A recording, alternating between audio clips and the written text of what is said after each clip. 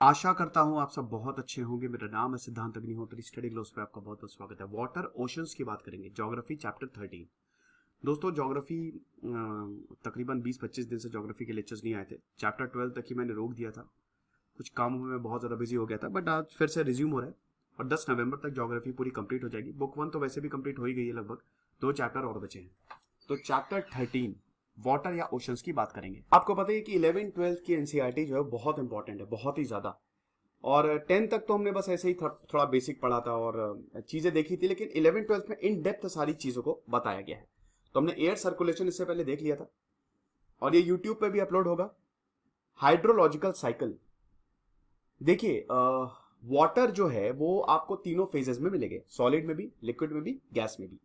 और ये एक साइक्लिक रिसोर्स है, मतलब ये ऊपर जाएगा फिर वापस आएगा, बादल बन के ऊपर जाएगा वापस आएगा। उत्तराखंड में बहुत ज्यादा बारिश हो रही है, मैंने बताया था ना कि किस तरीके से प्रेशर जो है वो क्रिएट होता है और कैसे बारिश होती है, ये सब मैंने आपको बताया हुआ है। मॉनसून के बारे में मैंने लेक्चर्स लिए हैं, तो आप देख लीजिएगा पिछले चैप्टर्स में वो सारे लेक्चर्स। तो वाटर एक साइक्लिक रिसोर्स है, इसको हम यूज कर सकते हैं और रीयूज भी कर सकते हैं। Ocean to land and land to ocean. Ocean to land कैसे भाई? देखो, ओशन से हवाएं जाएंगी और ये गर्मी पड़ेगी, भाप बन के बादल ऊपर जाएंगे और उसके बाद ये बादल लैंड की तरफ जाएंगे। बरस जाओ बादल, बरस जा, हो गया। घनन घनन गिर गिर आए बदला। अभी देखिए आप, उत्तराखंड में एकदम बवाल मचा के रखा हुआ है। मुझे नैनीताल जाना था 22 तारीख को, मैं बारिश की वजह से नहीं जा पाया। इतनी बारिश हो रही है, इतनी बारिश हो रही है। लो प्रेशर सिस्टम जो डेवलप हुआ है अरेबियन सी और वेस्ट बंगाल, मतलब बे ऑफ बंगाल साइड। दूसरा पॉइंट ये है कि जो रिट्रीटिंग मानसून है वो काफी डिले हो गया है, जिसकी वजह से ताबड़तोड़ बारिश हो रही है। लेकिन आज बारिश रुक गई है तो अच्छा मौसम अब हो गया। लेकिन उसके जो आफ्टर मैथ है भाई, सड़कें टूट गई हैं, ब्रिज टूट गया है, रेलवे लाइंस टूट गई हैं, अब उसको रिस्टोर होने में थोड़ा टाइम लगेगा। तो डिस्ट्रीब्यूशन जो है वाटर का वो काफी अनइवन है। आपको पता है कि कुछ जगह तो पानी ही पानी है, इतना पानी की क्या बताए, और कहीं पे पानी ही नहीं है कि नहीं? भारत में भी राजस्थान में पानी ढूंढते रह जाओगे, मिलता ही नहीं है। लेकिन कहीं इतना पानी है, मेघालय में इतनी बारिश होती है, इतनी बारिश होती है कि क्या बताए, पानी से सराबोर।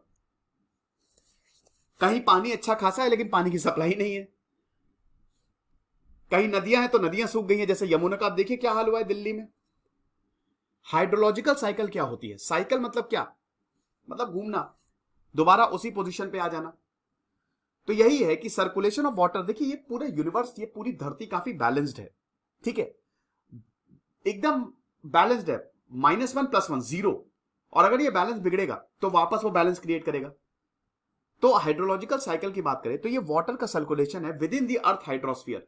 आपको पता ही है कि हमारा जो, हमारे यहाँ जो पूरा यूनिवर्स है, ठीक है, मतलब जो हमारी धरती है, उसमें एक तो है हमारा एटमॉस्फेयर हवा वाला, लेथोस्फियर जमीन वाला, पानी वाला, हाइड्रोस्फीयर। जहां पे तीनों ये मीट होते हैं उसको कहते हैं बायोस्फीयर, लिविंग कंडीशन। ओके, तो ये चीज है। अब यही ये सर्कुलेशन ऑफ वाटर होता कैसे है? इसमें तीनों स्टेट काम करते हैं, लिक्विड, सॉलिड, गैस। वाटर से गैस वेपर बन के ऊपर जाएगा, पानी बन के नीचे आएगा, और सॉलिड बन के भी कई जगह हेल स्टॉर्म, बर्फबारी हो जाती है, वो भी बन के नीचे आता है। और समझिए कि बर्फ का भी बहुत ज्यादा महत्व होता है। जैसे अभी एक रिपोर्ट आई थी ना कि पोलर बियर 2100 तक एक्सटेंट हो सकते हैं, क्योंकि समर आइस कैप पतली होती जा रही है। यही पानी जो है ना वो जीवन देता है, जल ही जीवन है, ये आप देख सकते हो, है कि नहीं? ये आपका प्रेसिपिटेशन है, ये प्रेसिपिटेशन है, मतलब ये आपका कंडेंसेशन है। इवेपोरेशन हुआ, ये बादल बने, राइट? इवेपोरेशन हुआ, ट्रांसपिरेशन, जो प्लांट से पानी ऊपर जाता है, transpiration. Then transport by wind, हवा से बादल जो है वो लैंड पे आएंगे और बरस जाएंगे, प्रेसिपिटेट हो जाएंगे। अब प्रेसिपिटेट जो है ये स्नो के फॉर्म में, हेल स्टॉर्म के फॉर्म में, रेन के फॉर्म में होते हैं। तो यही पूरी की पूरी हाइड्रोलॉजिकल साइकिल है। ये आपका ओशन है, यहां से शुरू हुआ, ये फर्स्ट पॉइंट है को, हाँ ये देखो, ठीक है ना, ये आपका ओशन है। अब ये देखो इवेपोरेट होके ये बनेंगे बादल, और ये हवा से बादल ये आएंगे लैंड पे और ये प्रेसिपिटेट हो जाएंगे, और यही प्रेसिपिटेट होंगे। अब पहाड़ी एरिया में बर्फ गिरेगी, अब गर्मी में बर्फ पिघलेगी, और ये बर्फ पिघलेगी और ये पानी के फॉर्म में नीचे आएगी और ये फिर से ओशन में जाएगी, और ये इस तरीके से पूरा का पूरा हिसाब किताब चलता रहता है कि नहीं? यही यहां पे दिखाया हुआ है कि बादल ऊपर गए, मतलब इवेपोरेशन हुआ, बादल बने, पानी बरसा, रन ऑफ हुआ और वापस ओशन में मिल गया। तो जितना ऊपर गया उतना वापस आ गया, सब बैलेंस्ड, एवरीथिंग इज बैलेंस्ड।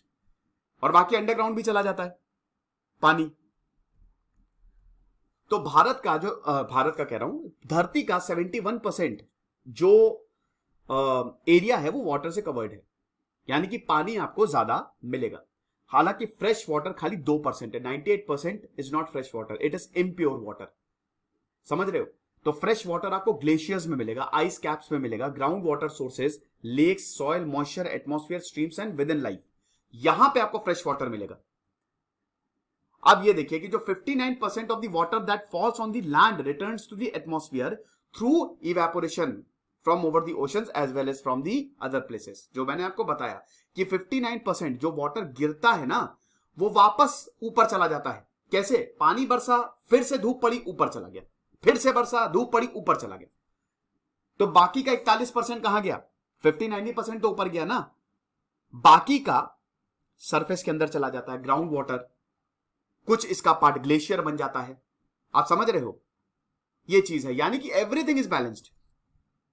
तो रिन्यूएबल वाटर जो है that is constant but demand is increasing. यही तो बात है ना, पानी तो उतना ही है ना, लेकिन बेटा हमारी डिमांड तो बढ़ती जा रही है ना।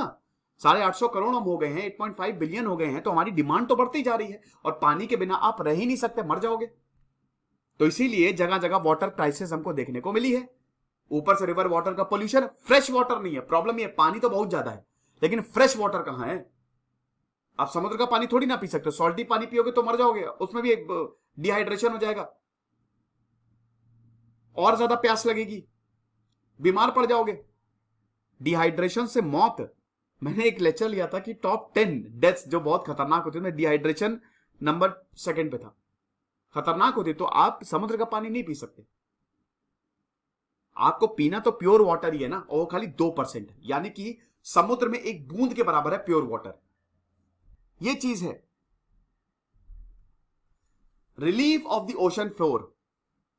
अब जो ओशंस हैं कॉन्टिनेंट्स की तरह नहीं, देखिए जो हमारे फ्लोर्स हैं, ओशियानिक फ्लोर हो गया, कॉन्टिनेंटल फ्लोर हो गया, यहीं पे ही ये हमारी पूरी इकोलॉजी बनाते हैं। लेकिन ओशंस तो ज्यादा है ना, वाटर 71% है भाई, तो ये काफी कॉम्प्लेक्स है, मुश्किल है भाई। कॉन्टिनेंटल और ओशियानिक फ्लोर ये आपस में मर्ज करते हैं। आपको दिखता नहीं कि ऐसा लग रहा है कि कॉन्टिनेंट जो है वो वाटर बॉडीज पे तैर रहे हैं, तो इनको डिमार्केट करना मुश्किल है भाई। वैसे तो ये पूरी की पूरी वाटर बॉडीज ही है। अगर आप देखो, अगर आप छोड़ दो सारे ओशंस को, तो बहुत बड़ा एक पानी पानी है हर जगह, लेकिन इनको डिवाइड करना बहुत ज्यादा जरूरी है ना। तो ज्योग्राफर्स ने ओशियानिक पार्ट को 5 ओशंस में डिवाइड किया है। सबसे बड़ा है पैसिफिक, उसके बाद अटलांटिक है जहां से सारा ट्रेड होता है, फिर इंडियन ओशन, फिर सदर्न ओशन जो अभी डेवलप हुआ है, अभी इसको डिस्कवर किया है, अभी इसको ओशन का दर्जा मिला है, और देन आर्कटिक ओशन।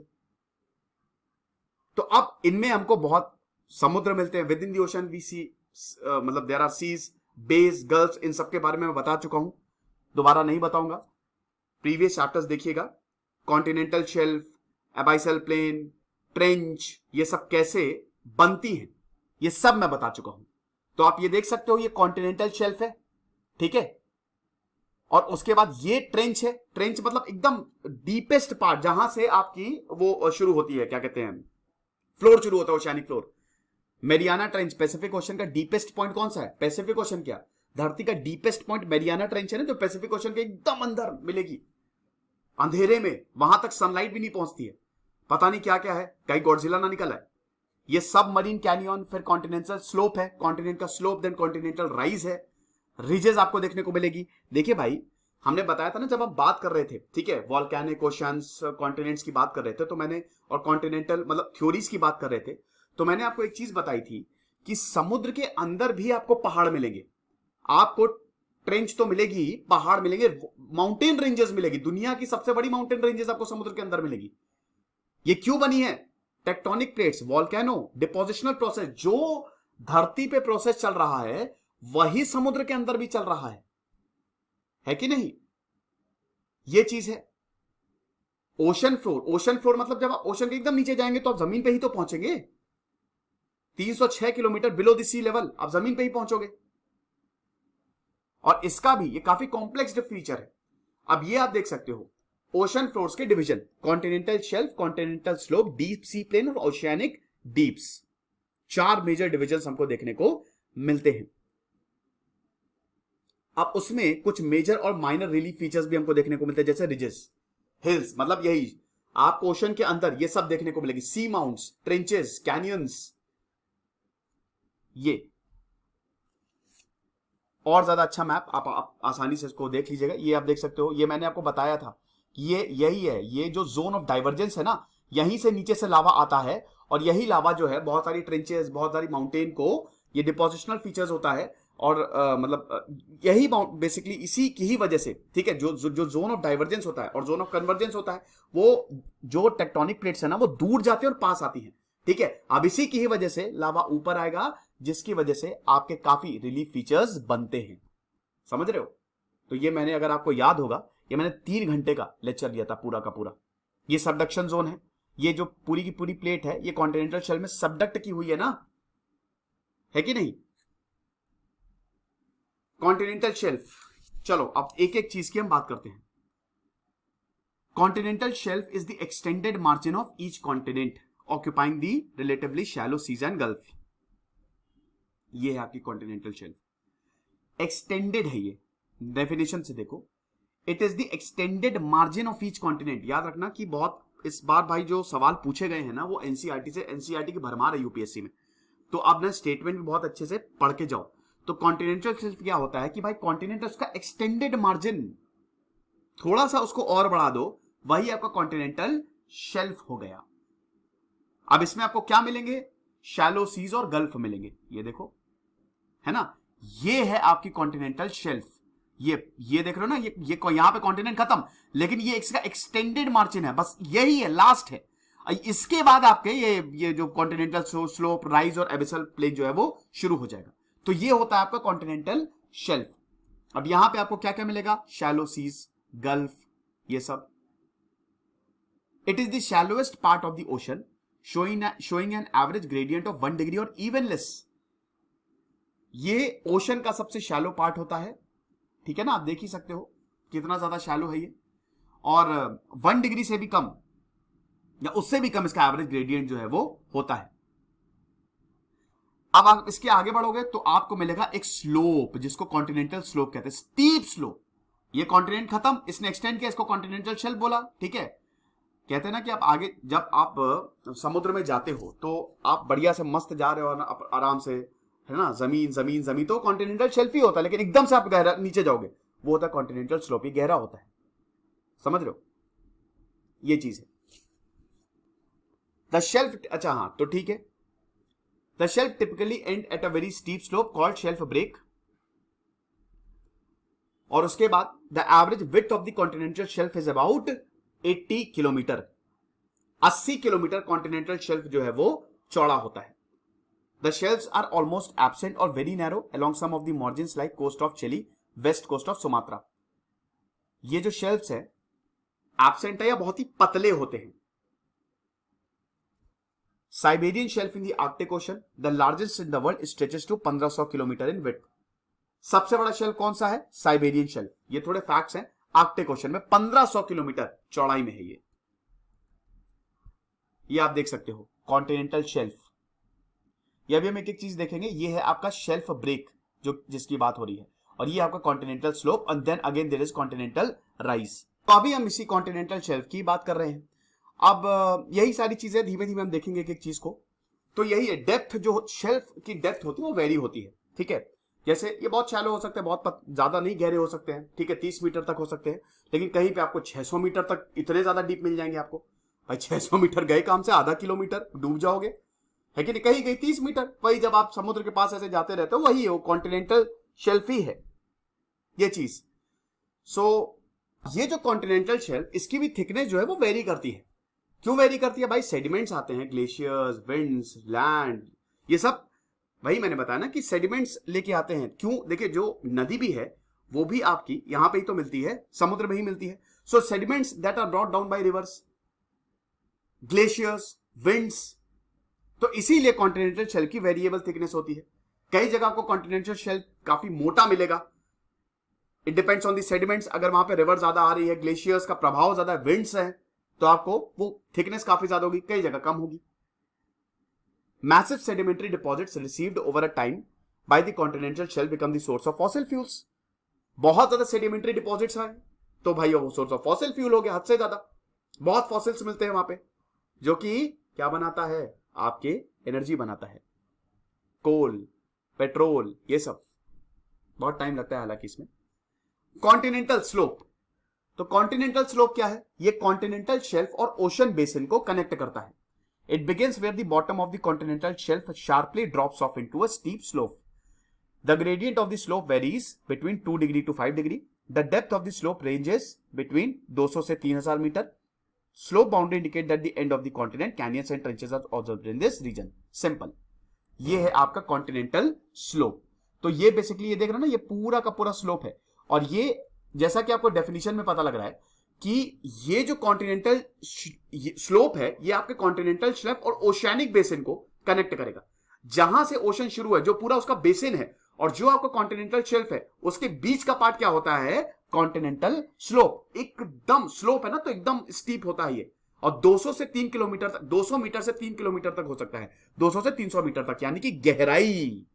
और यहां पे आपको कैनियंस एंड ट्रेंचेस मिलेंगे, ठीक है। तो ये इस तरीके का आप देख रहे हो ना, ये है आपका पूरा का पूरा कॉन्टिनेंटल स्लोप। और यहां से आपका ये जो ओशन बेसिन है, ये देखो आपका शुरू हो रहा है, तो ये कॉन्टिनेंटल शेल्फ्स को, ये कॉन्टिनेंटल स्लोप जो है आपके ओशन बेसिन को कॉन्टिनेंटल शेल्फ से कनेक्ट, तो बीच का पार्ट जो है इसी को कहते हैं कॉन्टिनेंटल स्लोप, और काफी ज्यादा गहरा भी हो सकता है।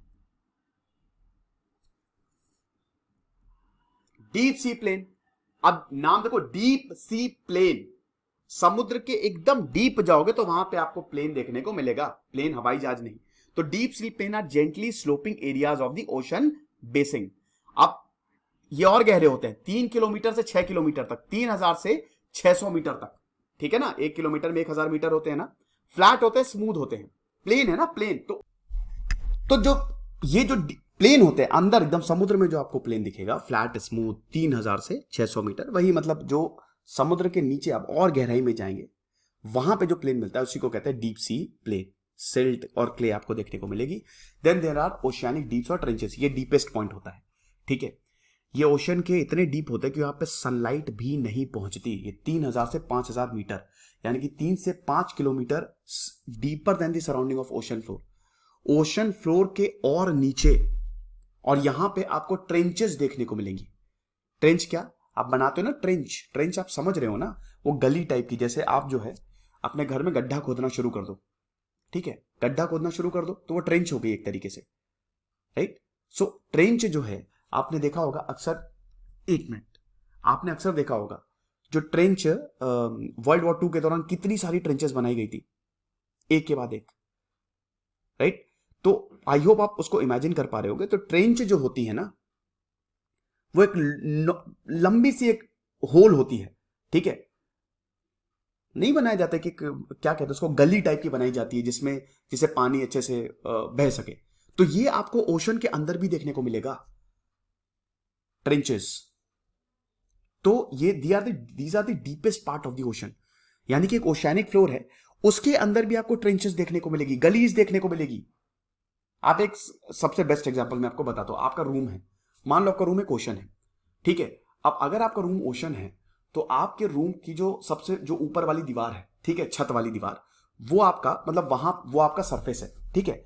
जैसे अगर मान लो कि मैं तैरूंगा तो उस पर तैरूंगा, आप समझ रहे हो कि नहीं बात, इसको विजुलाइज करना थोड़ा, कि आपकी जो ऊपर वाली दीवार है वो आपकी सरफेस है ना, ओशन का सरफेस है।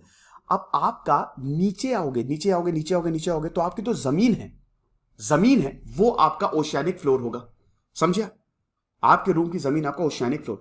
अब उसी जमीन में आप गड्ढे खोद दो, गली बना दो, तो वो आपकी ट्रेंच हो गई, यानी कि वो और डीप हो जाएगा। आप खोद खोद के उसको और डीप बना दोगे, तो ये ट्रेंचेस आपको, ये ओशियानिक डीप्स या फिर ट्रेंचेस आपको देखने को मिलेगी। तो they occur at the basis of the continental slopes. Continental slope के बेस पे ये आप देख सकते हो, ये बेस्ट एग्जांपल है, ठीक है।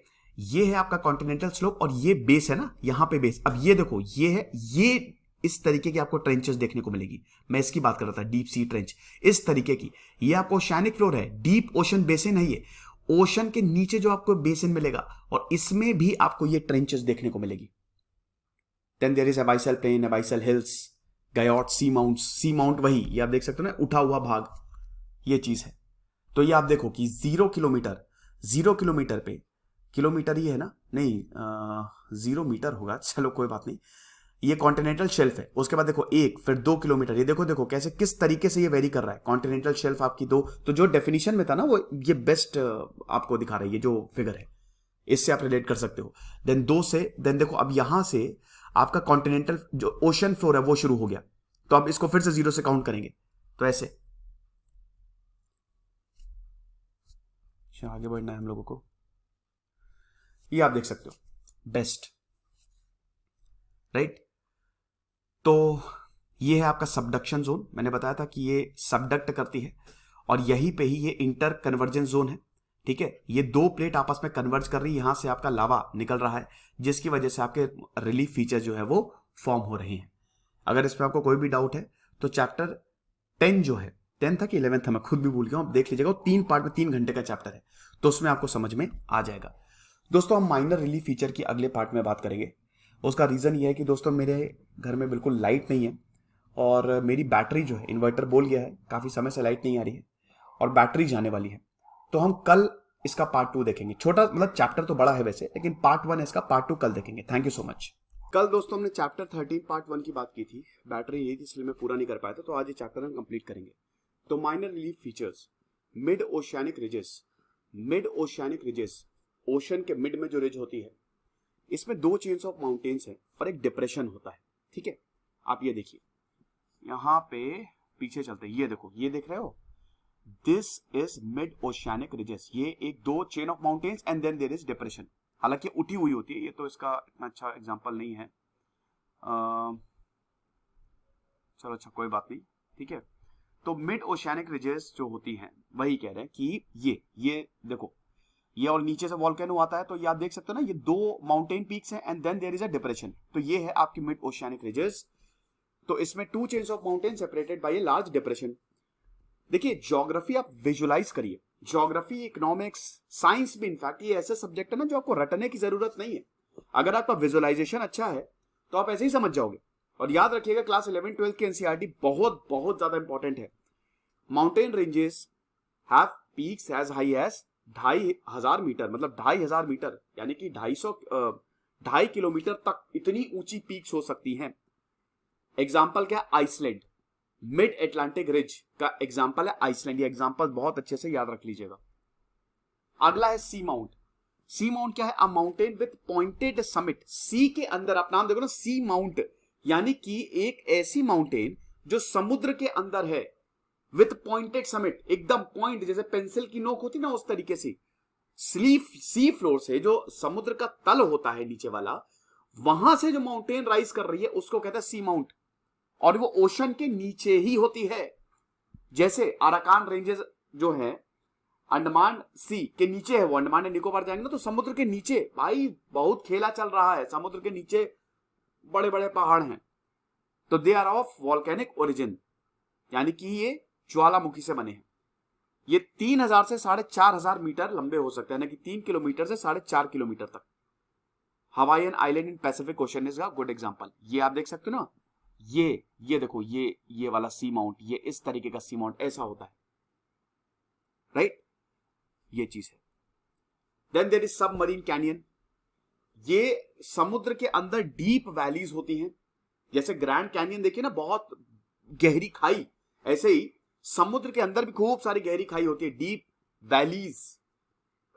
और ये कॉन्टिनेंटल शेल्फ और स्लोप को कट करते हुए हमको दिखाई देती है।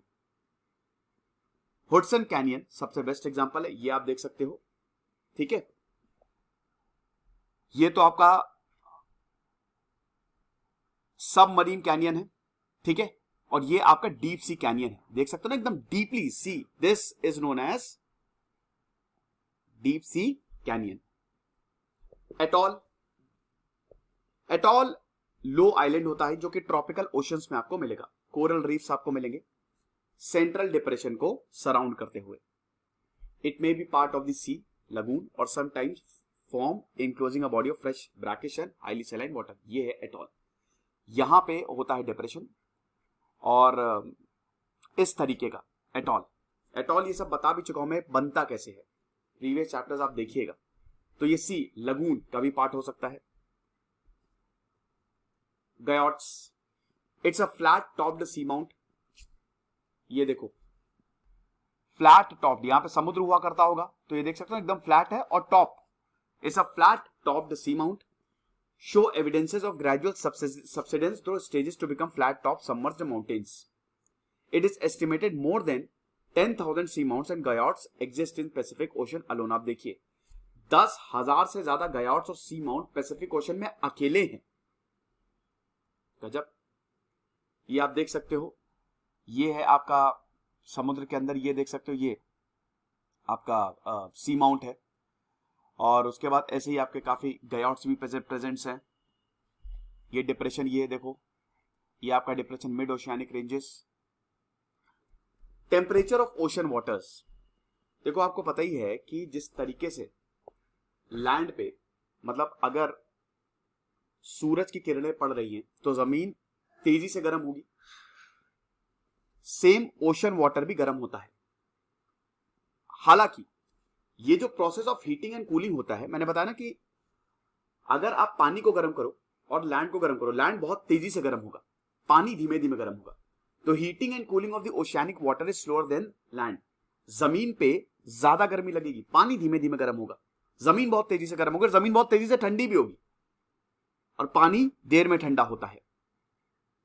तो डिपेंड कैसे करता है? Temperature of the ocean, distribution of temperature of the ocean depends on latitude.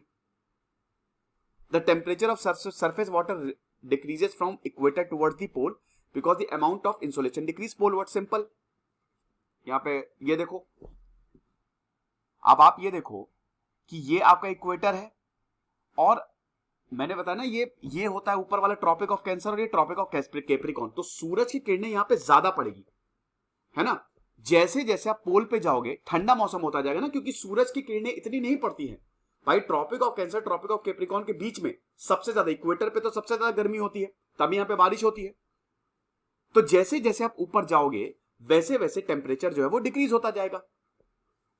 Unequal distribution of land and water. अभी मैंने क्या बताया कि जमीन जो है वो ज्यादा तेजी से गर्म होगी बजाय पानी के। पानी धीमे धीमे गर्म होता है, तो जहां जमीन होगी वहां ज्यादा गर्म होगा ही होगा, टेम्परेचर वहां पे वेरी करेगा। तो ocean in the northern hemisphere receive more heat due to their contact with larger extent of land than the ocean in the southern hemisphere. ये आप देखो यहां नॉर्दर्न हेमिस्फीयर में आपको ज्यादा लैंड देखने को मिल रहा है कि नहीं, तो ज्यादा लैंड की वजह से भाई ये हीट भी ज्यादा रिसीव करेंगे और ये ज्यादा गर्म भी होंगे। लेकिन सदर्न हेमिस्फीयर में आपको ज्यादा ओशन देखने को मिल रहा है कि नहीं। तो अगर कंपेयर करो तो गर्मी यहां पे ज्यादा होगी। तो ये unequal distribution of land and water है। नॉर्दर्न हेमिस्फीयर में लैंड ज्यादा है और सदर्न हेमिस्फीयर में वाटर ज्यादा है। Then there is prevailing winds. अगला है प्रीवेलिंग विंड्स जो है ये लैंड टुवर्ड्स ओशन जाती है, वार्म सरफेस जो है, और ये कोस्ट तक आती है। अब इसकी वजह से लॉन्गिट्यूडनल वेरिएशन होता है टेम्परेचर में। देखिए जो विंड्स होती है, ठीक है, हवा भी तो हवा करेंट्स को बहाते हुए ले जाती है, राइट। तो जो वार्म सरफेस वाटर है वो एक तो कोस्ट से दूर जाएगी, तो कोस्ट से अगर वार्म वाटर, सरफेस वाटर जो दूर जाएगी, या जो वार्म वाटर है वो दूर जाएगा, तो इधर कोस्ट ठंडा होगा ना थोड़ा सा। लेकिन अगर यही ऑन शोर विंड्स, वो विंड्स जो इन वाटर को, जो इन वार्म वाटर को शोर के पास, कोस्ट के पास ले जाएगी, तो वहां पे टेम्परेचर कम होगा, वहां पे टेम्परेचर ज्यादा होगा। भाई सिंपल सी बात है, जहां पे गर्म पानी जाएगा वहां पे टेम्परेचर बढ़ेगा, और जहां पे नहीं जाएगा वहां पे टेम्परेचर घटेगा। ओशन करंट्स का भी तो, वार्म ओशन करंट जो है वो टेम्परेचर को कोल्ड एरियाज में बढ़ाता है, और कोल्ड करंट जो है वो टेम्परेचर को घटाएगा। तो सिंपल सी बात है, जैसे गल्फ स्ट्रीम जो है ये वार्म करंट है, ये नॉर्थ अमेरिका में ईस्टर्न कोस्ट में टेम्परेचर को बढ़ाएंगे। लैब्राडोर करंट की बात करें तो ये north east coast of North America में इसको घटाएंगे। तो इसी तरीके से ये सारे जो फैक्टर्स हैं ये टेम्परेचर ऑफ द ओशंस को इन्फ्लुएंस करते हैं. Enclosed seas in the low latitude record the enclosed seas in the low latitudes record relatively higher temperature than the open seas, whereas the enclosed seas in the higher latitudes have lower temperature than the open seas. ये अभी हम आगे diagram में पढ़ेंगे. Horizontal and vertical distribution of temperature. देखिए जो temperature depth profile होती है ओशन वाटर, ये बताता है कि किस तरीके से टेम्परेचर जो है वो डिक्रीज होता है. जैसे जैसे आप डेप्थ में जाते जाएंगे आपको ठंड लगने लगेगी, टेम्परेचर कम होता जाएगा. जैसे जैसे आप ओशन की डेप्थ में, क्योंकि सनलाइट उतनी आती नहीं है, राइट. तो ये आप सबसे पहले प्रोफाइल ही देखिए, यहां पे ये आप देख सकते हैं. ठीक है, तो ये आप देखिए ये सरफेस पे ये 55 डिग्री फ़ारेनहाइट है, 13 डिग्री सेल्सियस, लेकिन जब आप नीचे जाएंगे तो ये 4 डिग्री सेल्सियस तक कम हो जाता है. ठीक है, तो वही चीज है कि यहां पे जो प्रोफाइल है it actually shows a boundary region between the surface water of the ocean and deeper layers. इसी बाउंड्री को कहते हैं थर्मोक्लाइन. ठीक है, देखिए ये जो प्रोफाइल है ये आप देखो, ये वाली प्रोफाइल की बात कर रहे हैं, और ये 3 लेयर सिस्टम है, 1 2 3. ये बाउंड्री जो है इसको कह रहे हैं हम थर्मोक्लाइन. अब आप डेफिनेशन के साथ साथ चलिए. The profile shows a boundary between the surface water of the ocean and deeper layers. जो सरफेस वाटर है और डीपर लेयर है उसकी बाउंड्री. अब बाउंड्री जो है 100 से 400 मीटर से शुरू हो जाती है और ये कुछ मीटर तक नीचे जाती है. तो यही जो बाउंड्री रीजन है जहां पे हमको रैपिड डिक्रीज ऑफ टेम्परेचर देखने को मिलता है उसको कहते हैं थर्मोक्लाइन. मतलब थर्मोक्लाइन तक तो सब नॉर्मल है, टेम्परेचर ठीक रहेगा, लेकिन उसके बाद एकदम से टेम्परेचर डिक्रीज देखने को मिलेगा. 90% of the total volume of the water is found below the thermocline. यानी कि जो टोटल वाटर है 90% से ज्यादा पानी आपको थर्मोक्लाइन से नीचे ही डीप ओशन पे मिलेगा. यहां पे टेम्परेचर 0 डिग्री तक चला जाता है. यही आप देखिए कि ये जो थर्मोक्लाइन है ये वाला यहां से आपका टेम्परेचर डिक्रीज होना शुरू हो जाएगा, और यही बाउंड्री है, इसी की ही हम बात कर रहे हैं. और जितना ज्यादा डीप जाएंगे उतना ज्यादा टेम्परेचर घटेगा. Okay, the average temperature of surface water is about 27 degree Celsius. ये कुछ फैक्ट्स है कि जो एवरेज टेम्परेचर होता है 27 डिग्री सेल्सियस होता है, और ये जो rate of decrease of temperature with slightly increasing latitude is generally 0.5. मेरे ख्याल में मैं एक चीज शायद मैंने छोड़ा, हाँ ये देख सकते हैं कि the temperature structure of the ocean over middle and low latitude can be described as a 3 layer system. तो ये आपको 3 लेयर सिस्टम देखने को मिल रहा है. पहली लेयर, देन थर्मोक्लाइन, देन तीसरी लेयर. पहली लेयर और वार्म ओशियानिक वाटर है. फर्स्ट लेयर जो है top, it is the layer of warm oceanic water. मतलब यहां पे जो पानी रहेगा वो गर्म रहेगा, यूजुअली 27 डिग्री सेल्सियस तक, 20 से 25 डिग्री सेल्सियस तक मोस्ट. सो 500 मीटर थिक होती है ये पहली लेयर. देखो 500 मीटर थिक, ये आप देख सकते हो ना. इसके थोड़ा सा आप और नीचे चले जाओ, ये 200 मीटर है, थोड़ा सा आप और.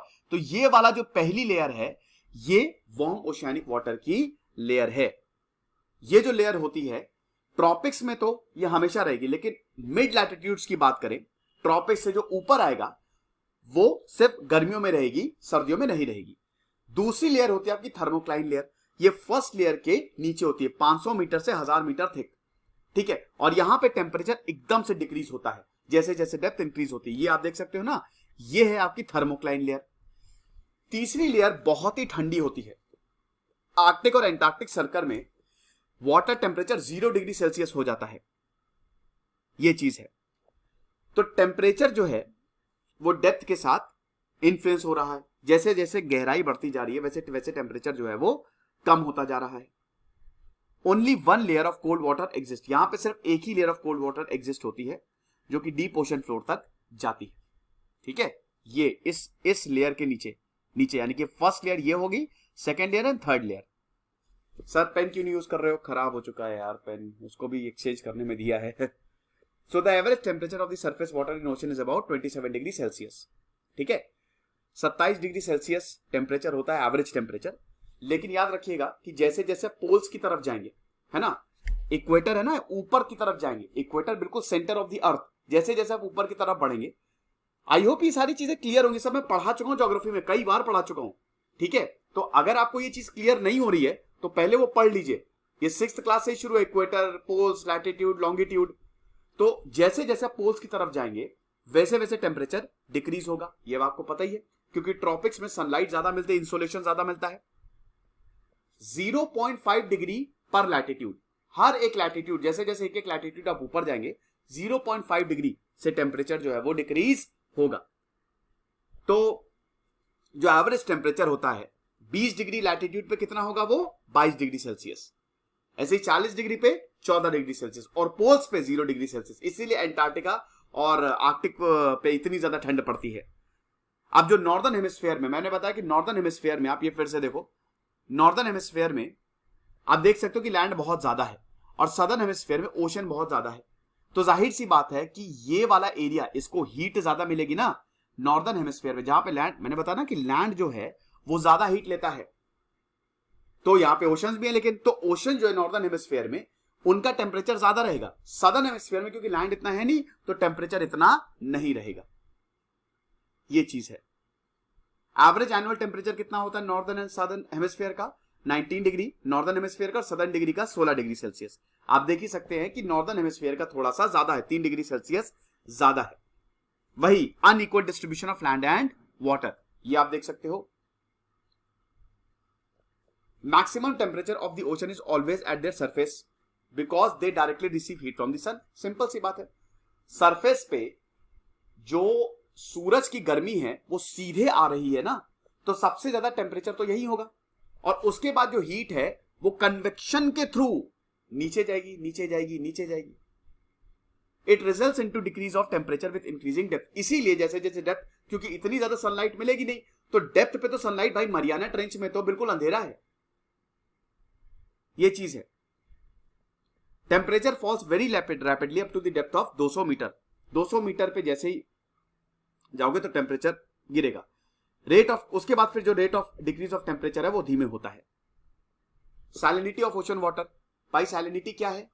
समुद्र में जो डिसॉल्व्ड सॉल्ट होता है, जो नमक होता है, क्या आपके समुद्र में नमक है? तो समुद्र में जो नमक होता है उसको कहते हैं salinity of the ocean water. Amount of salt dissolve in 1000 gram of sea water, मतलब 1000 ग्राम मतलब 1 किलोग्राम ऑफ सी वाटर में कितना अमाउंट ऑफ सॉल्ट है। आपने 1 kilogram, 1000 gram of sea water आपने लिया, ठीक है। So amount of salt in dissolved in that कितना होगा? तो पार्ट्स पर 1000 या फिर पीपीटी। तो सैलिनिटी बहुत इंपॉर्टेंट प्रॉपर्टी है सी वाटर की, नमक यहीं से बनता है। Salinity of 24.7 PPT has been considered as upper limit to demarcate brackish water. जो ब्रैकिश वाटर होता है उसकी जो सैलिनिटी होती है वो 24.7 पीपीटी होती है। ये आप देख सकते हो। फैक्टर्स अफेक्टिंग ओशन सैलिनिटी, क्या क्या फैक्टर्स है जो ओशन की सैलिनिटी को अफेक्ट करता है? सबसे पहले तो the salinity of water in the surface layer of ocean depend mainly on the evaporation and precipitation. जो सैलिनिटी है सरफेस वाटर पे वो इवेपोरेशन और प्रेसिपिटेशन पे डिपेंड करती है। मान लो कि आपका एक भगोना है, आपके पास भगोना है और उसमें हमने खूब सारा नमक डाला और पानी डाल दिया। अब वो भगोना हमने रख दिया छत पे। अब खूब गर्मी पड़ी, खूब सनलाइट पड़ी, तो पानी भाप बन के उड़ गया। बचा क्या? सिर्फ नमक। सिर्फ नमक है। जैसे सांबर लेक, राजस्थान में जब आप सांबर लेक जाओगे वो सलाइन वाटर लेक है, तो वहां पे पानी जब बहुत ज्यादा गर्मी पड़ती है तो पानी उड़ जाता है, तो खाली नमक नमक रह जाता है, बिल्कुल व्हाइट, एकदम खारा। और प्रेसिपिटेशन, फिर दोबारा बारिश होगी, फिर वो आपका भगोना भर जाएगा। तो सैलिनिटी जो है वो डिपेंड करती है इवेपोरेशन और प्रेसिपिटेशन पे। Surface salinity is greatly influenced in coastal region by fresh water flow from rivers and in polar region by the process of freezing and throwing of ice. Surface salinity coastal region की बात करें तो आपको पता ही है कि समुद्र में नदियों से भी तो पानी आ रहा है, नदियां समुद्र में ही जाके मिल रही हैं। तो कोस्टल रीजन में तो fresh water flow from reverse, और पोलर रीजन में जहां पे रिवर्स नहीं है वहां पे जो आइस फ्रीज होती है ना, जो बर्फ जम जाती है उसकी वजह से। तीसरा, wind also influences salinity of an area by transferring water to other areas. हवा की वजह से भी वाटर इन एरियाज पे जाता है, जिसकी वजह से सैलिनिटी इफेक्ट होती है। चौथा, ओशन करेंट्स कंट्रीब्यूट दी सैलिनिटी वेरिएशंस। ओशन करंट की ही भी वजह से वाटर जो है वो इधर उधर जाता रहता है। Salinity, temperature and density of water are interrelated. ये तीनों इंटर रिलेटेड हैं। कितना वाटर डेंस है भाई, जितना ज्यादा सॉल्ट होगा उतना ज्यादा वाटर डेंस होगा, और जितना ज्यादा टेम्परेचर होगा वो उतना ज्यादा सलाइन वाटर होगा, क्योंकि पानी इवेपोरेट हो जाएगा ना, बचेगा खाली नमक। एनी चेंज इन टेम्परेचर और density influence the salinity of water. अगर टेम्परेचर चेंज होगा, डेंसिटी चेंज होगी, तो सैलिनिटी ऑफ वाटर, ये आप देख सकते हो। अगर सैलिनिटी इंक्रीज होगी मतलब इवेपोरेशन ऑफ वाटर ज्यादा होगा, यानी टेम्परेचर ज्यादा होगा तो सैलिनिटी इंक्रीज होगी। ठीक है, वहीं अगर खूब बढ़िया बारिश हो जाएगी तो सैलिनिटी डिक्रीज होगी। ये आप देख सकते हो, ये बहुत बढ़िया साइकिल है जो बनी हुई है। पानी ज्यादा आ रहा है तो सैलिनिटी डिक्रीज होगी, और पानी ज्यादा जा रहा है तो सैलिनिटी इंक्रीज होगी। Salinity for normal open ocean ranges between horizontal distribution of salinity हम देख रहे हैं 33 PPT and 37 PPT. Normal open oceans में जो सैलिनिटी होती है वो 33 पीपीटी से लेकर 37 पीपीटी तक रहती है। लैंड लॉक्ड रेड सी में सबसे ज्यादा, आप कहते हैं ना कि रेड सी में बहुत ज्यादा, डेड सी जो इजराइल के पास है वहां पे आप चले जाओ, जॉर्डन के पास है, तो वहां पे आप कभी डूबोगे ही नहीं, तैरोगे। सैलिनिटी हालांकि डेंजरस होती है, वैसे आप तैरने मत लगना वहां पे जाके, क्योंकि अगर वो आंख में चला जाएगा नमक, वो पानी आंख में चला जाएगा, कान में चला जाएगा, जलन करता है वो, आंख में भी बहुत रेडनेस आ जाती है, बीमार कर सकता है वो। लैंड लॉक्ड रेड सी में 41 पीपीटी है, इट इज वेरी हाई। एस्ट्रिडिक एंड आर्कटिक में सैलिनिटी 0 से 35 तक। हॉट और ड्राई रीजन में इवेपोरेशन बहुत ज्यादा हॉट होता है तो सैलिनिटी 70 पीपीटी तक पहुंच जाती है। जैसे राजस्थान में बहुत ज्यादा पीपीटी है, पीपीटी से ही तो ना आप देखेंगे। Salinity variation in Pacific ocean is mainly due to its shape and larger areal extent. Pacific ocean में काफी ज्यादा सैलाइन वाटर है, क्यों? क्योंकि उसका शेप और एरिया बहुत बड़ा है, और ऊपर से जो हीट वो रिसीव करता है। Salinity decreases from 35 to 31 PPT on the western parts of the northern hemisphere because of the influx of the melted water from the Arctic region। अगर आप western parts of the northern hemisphere में जाएं तो वहां पे आपको salinity कम देखने को मिलेगी। क्यों? क्योंकि वहां पे आर्कटिक रीजन और वहां से पानी आता है। मैंने बताया कि पानी आएगा तो सैलिनिटी कम होगी। In the same way after 15 degree to 20 degree south it decreases to 33 PPT. South में भी सेम चीज होती है एंटार्क्टिक की वजह से। अटलांटिक ओशन की जो एवरेज सैलिनिटी है वो 36 पीपीटी है। हाईएस्ट सैलिनिटी आपको 15 डिग्री से 20 डिग्री लैटिट्यूड, ये आपको ट्रॉपिक्स में ज्यादा मिलेगी। समझ रहे हो ना? ट्रॉपिक्स में इसलिए ज्यादा मिलेगी क्योंकि वहां पे सूरज ज्यादा है, सूरज की रोशनी ज्यादा है ना, मतलब इंसोलेशन, सनलाइट ज्यादा है, तो इवेपोरेशन ज्यादा होगा। मैंने बताया ना, इवेपोरेशन ज्यादा होगा तो बचेगा खाली नमक। तो maximum salinity 37 PPT observed between 20 degree and 30 degree north. ये ऊपर चले जाइए आप, ये समझ रहे हो ना? आपको देखो, अगर रेफरेंस पॉइंट मानना है लैटिट्यूड्स का तो बस आप इतना समझो, 0 डिग्री लैटिट्यूड पे है इक्वेटर, बिल्कुल सेंटर ऑफ द अर्थ। ऊपर चले जाओगे 23.5 डिग्री पे है ट्रॉपिक ऑफ कैंसर, और नीचे चले जाओगे 23.5 डिग्री साउथ पे ट्रॉपिक ऑफ कैप्रिकॉर्न। बस ये रेफरेंस पॉइंट मान लो, उसके बाद आप सब समझ जाओगे। 23 एंड यार मेरे पास पेन नहीं है, वरना मैं आपको बहुत अच्छे से बता देता। थोड़ा सा विजुलाइज कर लो कि ये 23 एंड मतलब सेंटर के ऊपर जाओगे और नीचे जाओगे 23.5 नॉर्थ एंड साउथ, तो उसके ऊपर गर्मी, मतलब टेम्परेचर डिक्रीज होगा, सनलाइट कम, उसके और ये साउथ के नीचे जो 23.5 डिग्री साउथ है उसके नीचे टेम्परेचर जो है डिक्रीज होगा। ये चीज आप समझो। तो maximum salinity 37 PPT observed between 20 degree north and 30 degree north. उसके बाद इट डिक्रीजेस, जैसे जैसे वो ऊपर जाओगे सनलाइट कम होगी, डिक्रीज होगी वो। North Sea in spite of its location in higher altitudes record higher salinity. अब वही है, नॉर्थ सी तो हाई लैटिट्यूड पे है। मैंने बताया ना कि अगर लैटिट्यूड बढ़ता जाएगा, जैसे जैसे ऊपर जाते जाओगे, तो आप ये समझो कि यहां पे तो सैलिनिटी घटनी चाहिए ना भाई। ऊपर जाते जा रहे हो, इवेपोरेशन ज्यादा हो नहीं रहा है, टेम्परेचर हो नहीं रहा है, तो सैलिनिटी तो घटनी चाहिए, लेकिन उसके बावजूद सैलिनिटी बढ़ रही है यहां पे।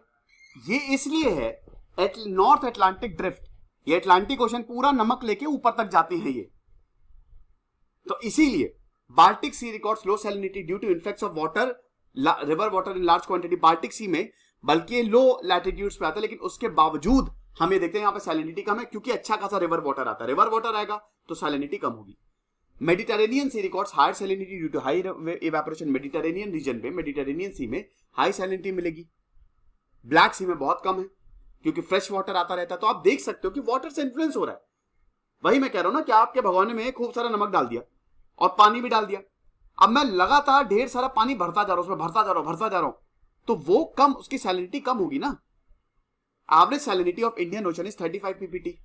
लो salinity trend is observed in the bay of Bengal due to influx of river water. वही चीज है कि बे ऑफ बंगाल में आपको इतना सैलाइन नहीं मिलेगा, क्योंकि सारी की सारी भारत की नदियां तो रिवर ये बे ऑफ बंगाल में गिरती हैं। सब ये east flowing river except west flowing river, कौन सी? नर्मदा और ताप्ती, वो आपके अरेबियन सी में गिरेगी, क्योंकि स्लोप इस तरफ है। तो बे ऑफ बंगाल में इतनी सारी नदियां गिर रही हैं। On the contrary Arabian sea shows higher salinity due to high evaporation and low influx of fresh water. तो अरेबियन सी में सैलिनिटी ज्यादा है और इधर बे ऑफ बंगाल में सैलिनिटी कम है। Vertical distribution of salinity, salinity changes with depth, salinity depth से चेंज होगी भाई, but it changes depends upon the location of the sea, कहां ये सी लोकेटेड है ये डिपेंड करता है। Salinity at the surface increases by the loss of water ice of evaporation और decrease by the input of fresh water such as the form of river. Salinity जो है surface पे तो increase होगी क्योंकि वाटर जो है वो लगातार जाता रहेगा इवेपोरेशन की वजह से, लेकिन डिक्रीज होगी जैसे ही फ्रेश वाटर आता रहेगा। Salinity at the depth is very much fixed, depth पे सैलिनिटी बिल्कुल फिक्स रहती है क्योंकि यहां पे वाटर कैसे जाएगा, सरफेस पे तो इवेपोरेशन होगा ना, डेप्थ पे कैसे इवेपोरेशन होगा, तो ना ही सॉल्ट ऐड होता है ना ही लॉस होता है, तो कांस्टेंट रहती है। There is a marked difference in the salinity between the surface zone and deep zones of the oceans. जो सरफेस जोन और deep zone of the oceans है वहां पे डिफरेंस हमको देखने को मिलता है। जो डीप जोन्स है वही कांस्टेंट रहेगी, सरफेस जोन पे सैलिनिटी बढ़ती घटती रहती है। Lower salinity water rest above the higher salinity dense water, ये सिंपल सी बात है कि जो हायर सैलिनिटी डेंस वाटर होता है उसके ऊपर लोअर सैलिनिटी वाटर जो है वो रहता है। ये आप देख सकते हो पीपीटीज के हिसाब से 36, 37, 35 ये पूरा का पूरा मैप दिया हुआ है। अब ये देखो ये है ट्रॉपिक ऑफ कैंसर, यही मैं बोल रहा था, ये है ट्रॉपिक ऑफ कैंसर, ये है इसको आप रेफरेंस पॉइंट मानो। ये 23.5 डिग्री साउथ, 23.5 डिग्री नॉर्थ और ये 0 डिग्री, समझ रहे हो, तो इसको आप रेफरेंस पॉइंट मान के करो। Salinity generally increases with depth and there is a distinct zone called the halocline where salinity increases sharply। जैसे जैसे आप डीप में जाते जाएंगे सैलिनिटी बढ़ती जाएगी, NaCl बढ़ता जाएगा और एक डिस्टिंक्ट जोन होता है हेलोक्लाइन जहां पे सैलिनिटी बहुत ही तेजी से इंक्रीज होती है। बाकी फैक्टर्स कांस्टेंट रहते हैं। Increasing salinity of sea water causes its density increase, ये तो जाहिर सी बात है कि जितना ज्यादा आप नमक डालते जाओगे, नमक या कुछ भी डालोगे तो डेंसिटी बढ़ती जाएगी ना, घनत्व बढ़ता जाएगा। एक रूम खाली है, मैंने 50 लोगों को भेज दिया उसमें, तो डेंसिटी घना हो गया वो। ऐसे ही जितना ज्यादा पानी में नमक डालोगे घनत्व उसका बढ़ता जाएगा, डेंसिटी बढ़ती जाएगी। High salinity sea water generally sinks below the lower salinity sea water, तो वही है high salinity sea water lower salinity sea water के नीचे जाएगा ना, इसकी वजह से स्ट्रैटिफिकेशन बाय सैलिनिटी जाता है। आप ऐसे समझो हाई सैलिनिटी, जैसे मान लो कि कोई भारी चीज है, मैंने पानी में भारी चीज डाली, ऊपर हल्की चीज है, तो हल्की चीज के नीचे भारी चीज जाएगी ना, सिंपल। तो जो ज्यादा सैलिनिटी है वो नीचे जाएगा, ज्यादा हाई डेंसिटी सी वाटर, और ऊपर लो डेंसिटी रहेगा। ये लेक्चर था, आई होप आपको पसंद आएगा। तो चैप्टर 13 इज कंप्लीटेड, ज्योग्राफी शुरू हो चुकी है। कोशिश करूंगी कि अक्टूबर तक 11 की ज्योग्राफी खत्म कर दें। खुश रहे, पढ़ते रहे। जैसे सिद्धांत अग्निहोत्री साइनिंग।